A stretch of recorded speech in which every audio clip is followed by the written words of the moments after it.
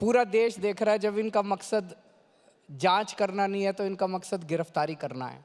इन्होंने, जैसे मैंने कहा, नंबर 2, नंबर 3, नंबर 4 सबको गिरफ्तार कर लिया, अब ये केजरीवाल को गिरफ्तार करना चाहते हैं। आज मेरे पास कुछ वॉलंटियर्स का फ़ोन आया, वो कच्ची कॉलोनियों में घूम रहे थे। उन्होंने फ़ोन करके बताया, सर यहाँ पे लोग आपस में चर्चा कर रहे हैं। लोगों ने कहा कि अपने केजरीवाल को बोल देना बिल्कुल नहीं जाएगा ईडी में। बहुत अच्छा कर रहा है जो वो ईडी में नहीं जा रहा। ईडी का मकसद, केंद्र सरकार का मकसद कोई जांच वांच करना नहीं है।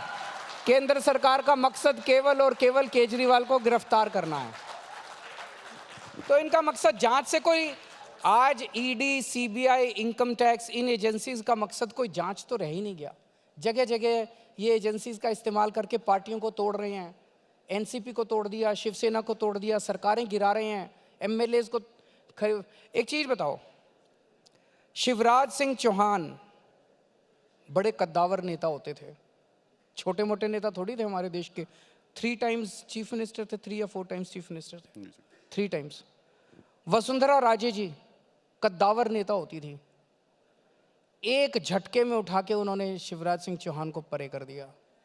एक झटके में उठा के उन्होंने वसुंधरा राजे को परे कर दिया।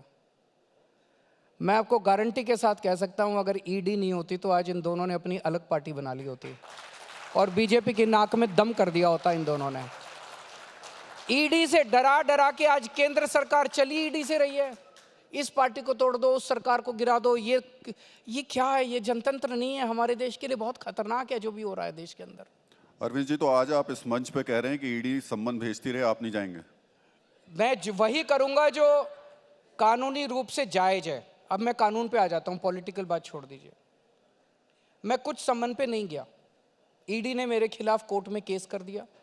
अब मैं कोर्ट में जाके कोर्ट को बताने वाला हूं कि कैसे ईडी के सम्मन इलीगल हैं। मेरे वकीलों ने बताया कि ईडी जो सम्मन भेज रही है वो इलीगल है, कानूनी रूप से सही नहीं है। मैं कोर्ट में जाके बताऊंगा। तो अब जब तक खुद ही ईडी वाले कोर्ट में गए, जब तक कोर्ट का ऑर्डर नहीं आ जाता तो ईडी को इंतजार करना चाहिए। वो ईडी कोर्ट के, भाई आपको कोर्ट पे यकीन नहीं है क्या? आप ही तो गए हो कोर्ट में, कोर्ट पे भरोसा रखो, कोर्ट का जजमेंट आ जाने दो। कोर्ट का जजमेंट आने तक इंतजार नहीं करते। रोज कल एक जवाब दिया, आज फिर एक सम्मन आ गया, कल फिर एक सम्मन आ जाएगा।